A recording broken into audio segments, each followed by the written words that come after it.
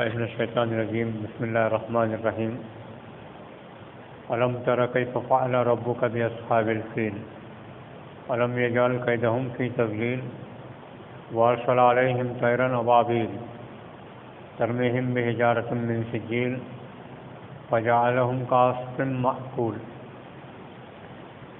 سورۃ الفیل اس سورہ کا نام ہے، عام طور سے اس کو الم تر کا سورہ کہتے ہیں۔ یہ مکے میں نازل ہوئی ہے اور اس کی 5 آیتیں ہیں۔ اس سورہ کا ہم نے بارہا ترجمہ بھی سنا ہے اور اس کی تفصیل اور اس کی تشریح کو بھی ہم نے پڑھا ہے، سنا ہے، دیکھا ہے۔ اس سورہ کے اندر 2 باتیں اللہ تعالیٰ نے ظاہر کی ہیں۔ پہلی بات تو یہ ہے کہ اللہ تعالیٰ کی جو شعائر جو نشانیاں ہیں، جو دین کی نشانیاں ہوتی ہیں، ان کے ساتھ چھیڑ چھاڑ کرنے والے کا انجام کیا ہو سکتا ہے اور اللہ تعالیٰ اس کے ساتھ کیسا بدلہ لے سکتے ہیں، تو اس کی ایک جھلک اللہ تعالیٰ نے اس سورہ کے اندر بتائی۔ ابرہہ جو ایک عیسائی بادشاہ تھا، اس کو زعم تھا کہ میں ہی ہوں جو کچھ بھی ہے، اور یہاں تک کہ وہ خدائی کا بھی دعویٰ کر رہا تھا۔ یمن میں رہتا تھا، اس کی کوشش یہ تھی کہ کسی بھی طرح سے مکے کے اندر جو کعبہ ہے، جو بیت اللہ ہے، لوگ اس کی طرف حج کے لیے آیا کرتے تھے سال و سال۔ رسول اکرم صلی اللہ علیہ وسلم کی بعثت سے پہلے بھی حج تھا، حضرت ابراہیم علیہ السلام کے زمانے سے۔ تو حج کے لیے لوگ جوگ در جوگ آتے، دنیا بھر سے آتے تھے۔ تو اس کو یہ بات کھٹکتی تھی کہ میں اتنا قریب ہوں یمن کے اندر، اور لوگ خانہ کعبہ کے پاس جا رہے ہیں، مکے کو جا رہے ہیں، ایک جاہلانہ قوم ہے اور وہاں پر یہ جاتے ہیں، تو میرے پاس آئیں اور مجھے پوجیں، مجھے میری پرستش کریں۔ تو اس کے لیے اس نے ایک معبد تیار کیا، ایک عبادت خانہ بنایا، اور لوگوں میں 1 سال حج میں اعلان کر دیا کہ اگلے سال حج کے لیے یمن میں آپ سب کو آنا ہے۔ لیکن کوئی اس کی طرف دوسرے سال گیا نہیں۔ اب اس کو غصہ آیا اور اس نے جو ہے غرور میں آ کر، حسد میں آ کر، اور اپنے آپ کو قادر سمجھتے ہوئے یہ ہاتھیوں کی فوج لے کر مکے پر چڑھائی کی۔ اس وقت تک دنیا میں جنگ میں ہاتھیوں کو استعمال نہیں کیا جاتا تھا۔ سب سے پہلی بار ابرہہ نے ہاتھیوں کو استعمال کیا، اور وہ فوج لے کر آیا یہ سوچتے ہوئے کہ میں پورے مکہ کو رونتے ہوئے چلا جاؤں گا۔ لیکن اللہ تعالیٰ نے مکے میں گھسنے بھی نہیں دیا اس کو۔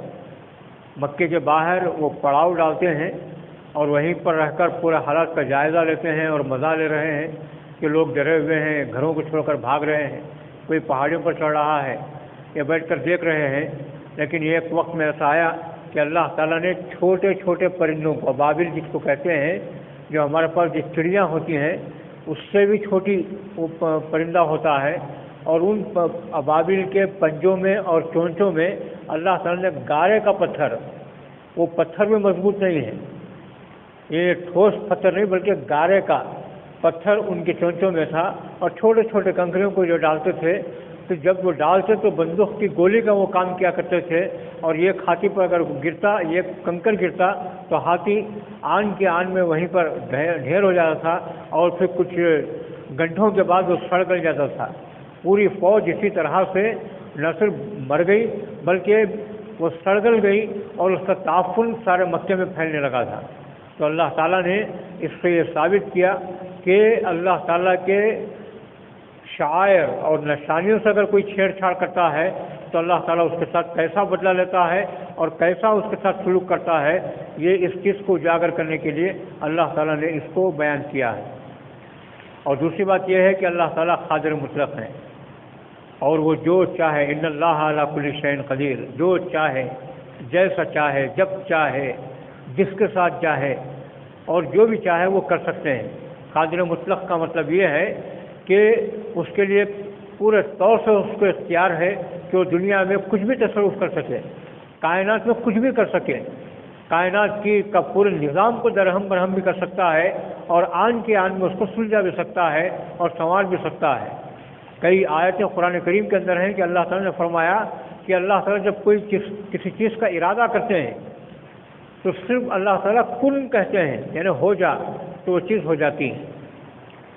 آج کے دور میں جو ہم جس آفت سے ہم نبرد آزما ہیں، اور جو آفت ہمارے سروں پر آئی ہوئی ہے، ہمارے کرتوتوں کی وجہ سے، ہماری غلطیوں کی وجہ سے، یا پھر حالات کی وجہ سے، یا قیامت کے قرب قیامت کی نشانیوں کے طور پر جو بھی آفت اور جو بھی بلا ہمارے اوپر آئی ہے، یہ بھی اللہ کے حکم سے آئی ہوئی ہے۔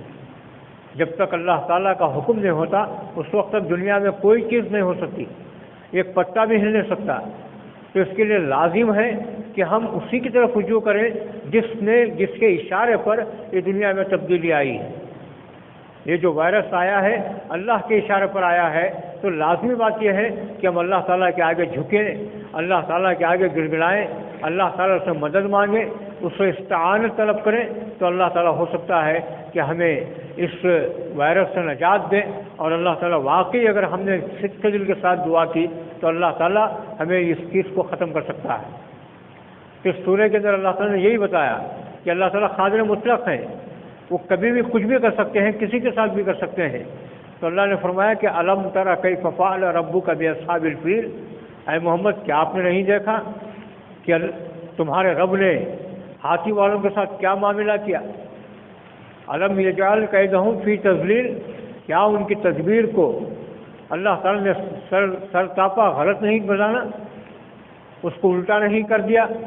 وارسل علیہم طیر ابابیل، اور اللہ تعالیٰ نے ان کے اوپر چھوٹے چھوٹے پرندوں کے غول کو، ابابیل کے غول کو بھیجا۔